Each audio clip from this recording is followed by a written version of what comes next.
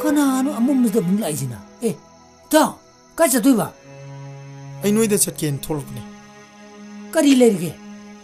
Thadoi do hayeng chatni hai. Ado ai mobile wari sanamani. Phone do ta thokre. Mai ju mu thokre. Battery ju sa samje yaudi. Noi da charge tawgen lakni. Akhoi lekai gi ne. Transformer do hojik te bang na tawgi do. Nang makhon da dro. Akhoi lekai ga loi yawgram ne da. Adudi kamai taw. Thadoi da saujira. Ito, numidang is the bunang haji kai hano. Hayeng yung mata sal si kaino, nang mungorbo. Hayeng deki chat karni su khangine. Kaino mang khale wa khalsibo. Phone jo se bo hang dise kai kino.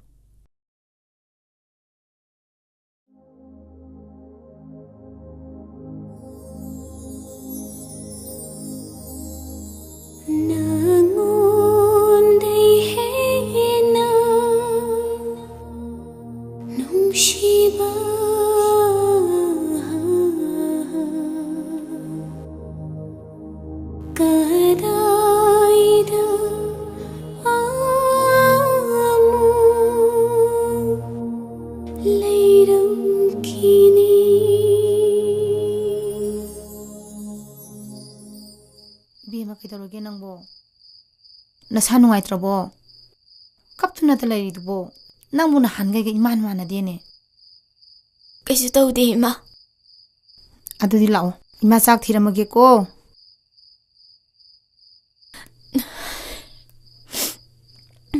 ima ai chak chaningde ima oina chabiruro kari no ni nang na hai dubo ima cha dang lei basida sak pu khamma matara samina raga kauro bra nang bo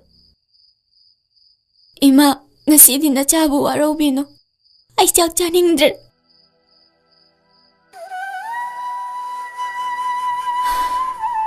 Ay himanglan kayabu. Lokhat pam amata leitana. Machet kaya thong na thugay biramle. Sietu oba ima ni sanare. Kap kano ba. Isana kapasi ima yeng ba nuai tiba. Ima suna isagi pukchen khangi ba. Magi nushina zaba ama lerame. Masida mu kari tawruna. Se ima ga sakhara satho asla. Isade haba indini. Ima chak thiramage ko. Nang magi wakhan thado ko. La la la la.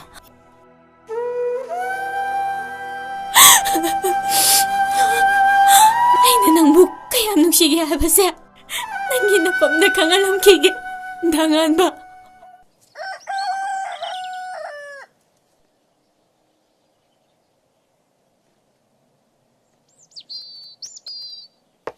Ai, bema, la, tiankrani lao. The number you're calling is currently switched off. Please call later. Phone jo jo bahang dise kai gino. The number you're calling is currently switched off. Please call later. Ai, tholo ne.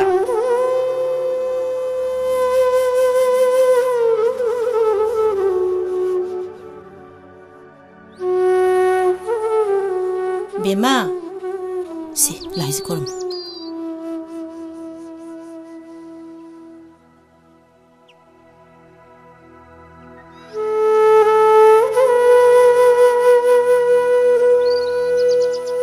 Yingwei, pahong damu khoiram. Yare. Ay mai pak poi jage babu. Isa sidi, mai papa do yo. Namadam khoram. Ma, jamuk chalu kike. Isana ko puksi kanu ko.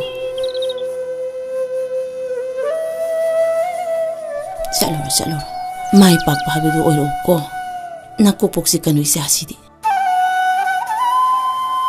Kadai, bema. Imadane, nangi phone do piram. Adane, phone paiba yadi bani.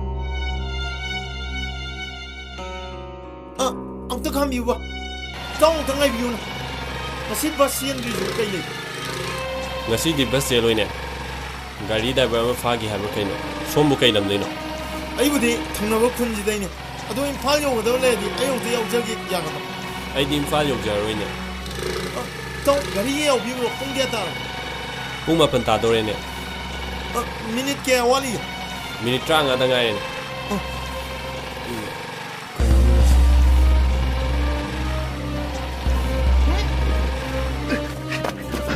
chi ba ta re ne so ja ja ni ko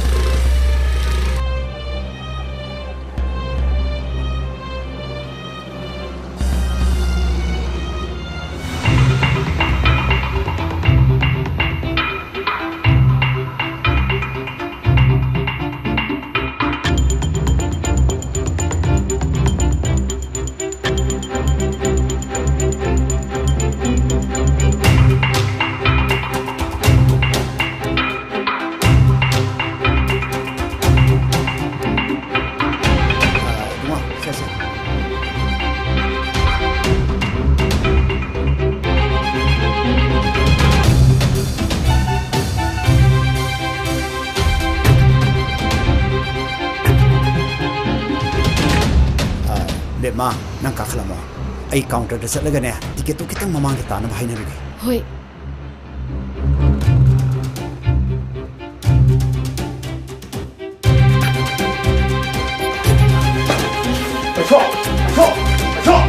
honglo zo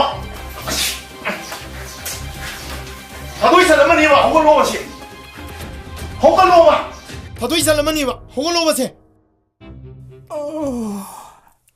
mai so cái tôi cái tôi honglo ba hadoi salamani ba as cái na cái lối bài rồi này lấy hôm đại gì đó ba as anh ngã cái tung cái ba nong tong honglo ba se hadoi salamani ba honglo ba se honglo ba 미친 거버려 슈브려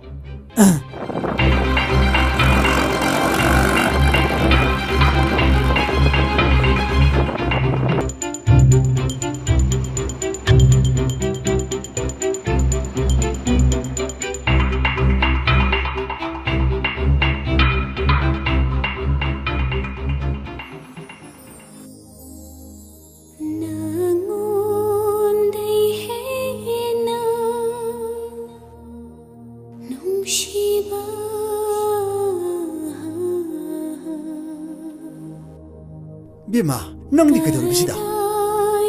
Kaitor gi nang bu. Lao bas ta ho doi.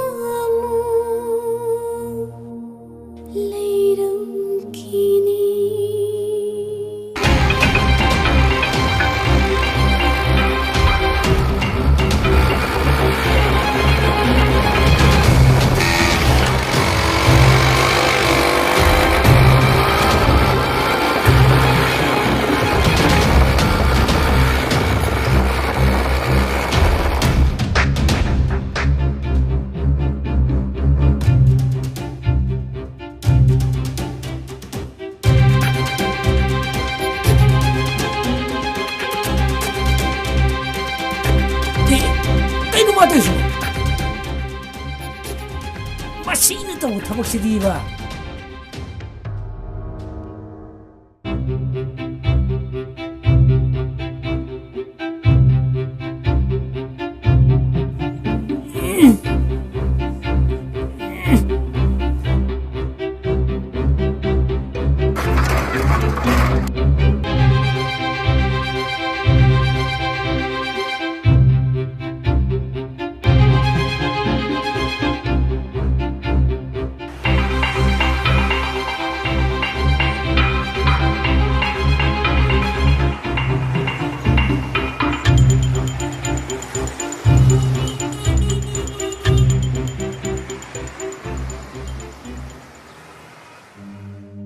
nangonday hena nungsiba kadayda amo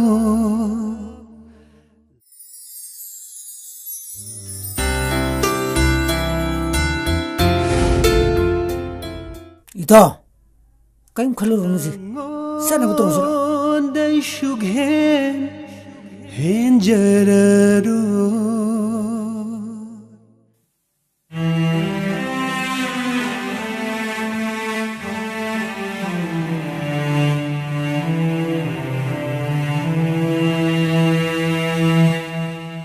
Padoi, admaina mapalni training chakibase hekta thunade hai. Admain tawrdi ai yam wani.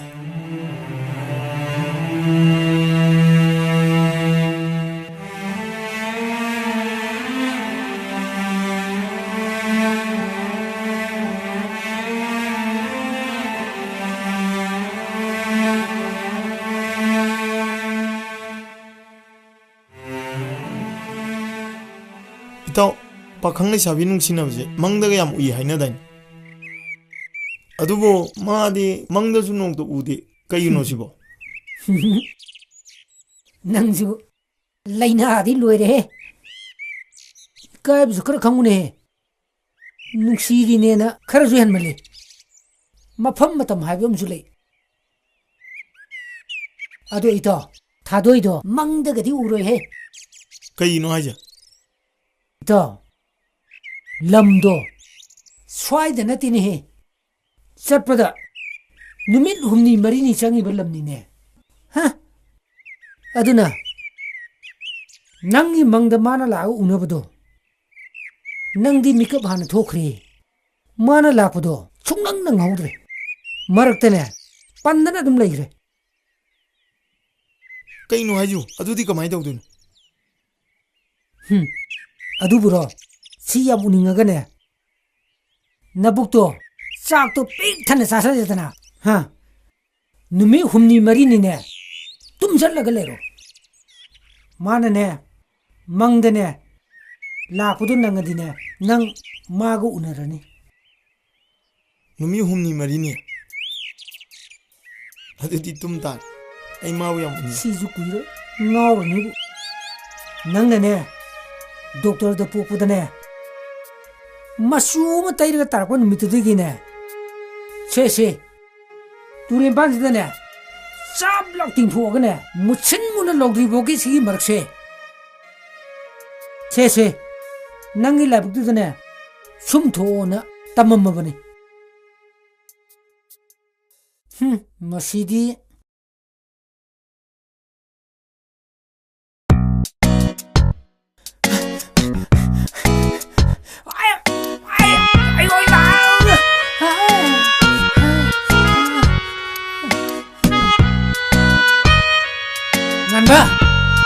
nganba kai se ka sabu nganba Kedor gito. sikari mali ha se sikari mali Kayo no sibo. chiti ne chiti nuksi chiti Ha. Tam ngang ko imaga na ui mungdele. ai ju maruan ji ang khangi mun ado ai ne thaba thu bom ne re ai am zaluge nang ne angon ko na phajat tam ko Ay manung dong da par ui. nang gi panam sim da khwang ga se loi sat khere loi ma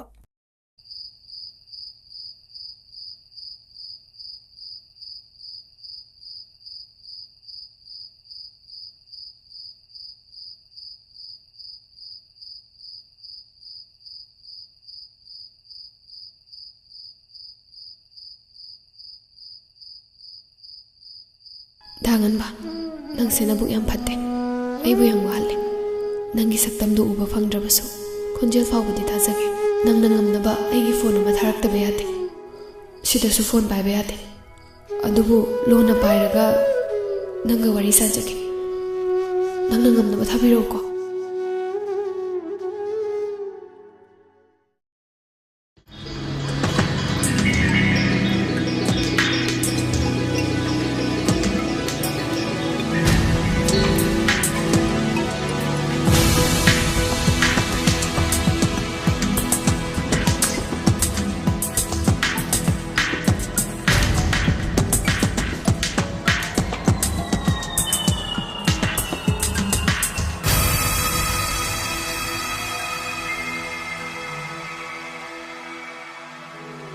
Ibungo, kaidiwri nang thaba kam pasatra dia.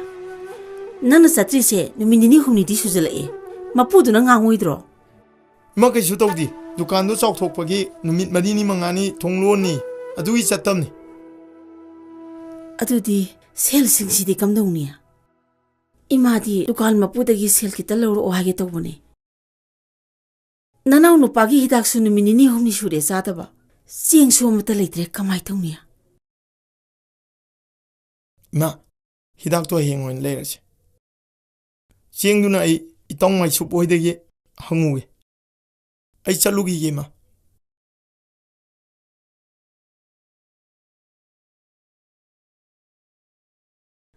Nanao, Imalake.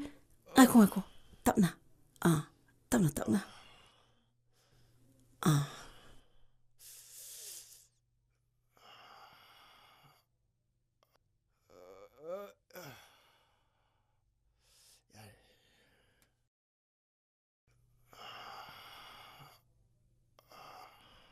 Yara ba? Yare mayar. Yare ko?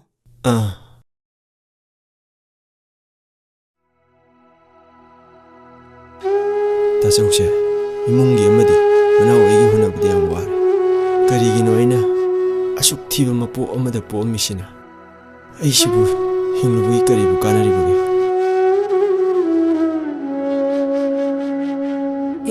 Nanao. Tasaw, kray chalum no. Songolaw. Nanao, nungaribo nangbo. Yumda sumlebisibo, karagar mapan thokpo yatro. Tasaw, nanaw di mimana di. Mi mamang di ikaije. Mina ibu uraga, pinay bay na italonare. Sibo nanu oining deno oigibrane. Kana roni inaw da du hairidubo. Hoy, naya maje, nungtigi bukta lilibo. Nupani ne. Kana no, ma thwai du lok thuke ne. Matung da harko mido, nang tamu tamu. Ai toke. Ado, noi dukan do, yam chaw nong sai hai. Numit kaya ni mukchang dong man ge. Akoy ta chong na haibidadi, numit mari ni mangani mukchang gini hai ne. Kari no ne nang haidubo. Dukan de su satukte na. Aduga kari gi ta chong ngai ngon oi de bangangi ba.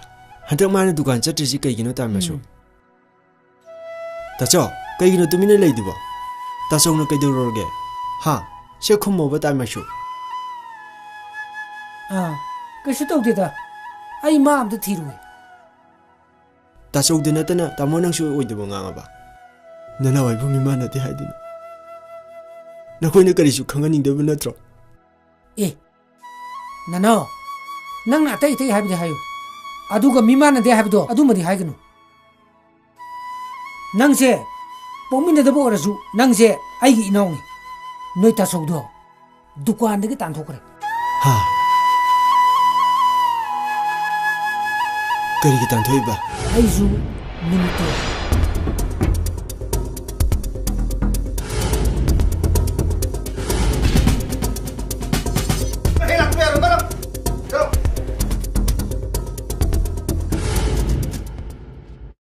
Nanao, na kai sukhalun.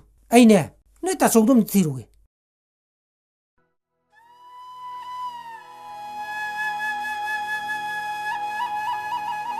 Tasaw, karigino nang asuk fattaba thabak sibu tawrusibo. Migi mapu muche huralaga, imai chache thaktrabadi yadraba. Dangan ba, nang senabuk yam phatte. Aibu yam wale. Nangi saktamdu uba phangdrabasu. Konjel fawbudi thasage. Nang nangamdaba aigi phone ama tharakta bayate. Sidasu phone pai bayate. Adubu lona pairaga nanga wari sajage. Nang nangamdaba thabiro ko.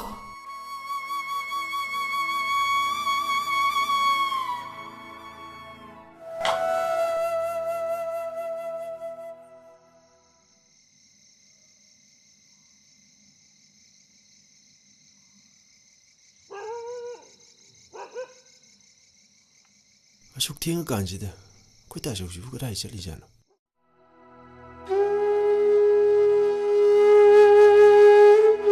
Nanau no pagi hidak su minini homi shure sataba. Sieng su mata leitre kamai tawnia. Nang nangamdaba aigi phone ama tharakta bayate.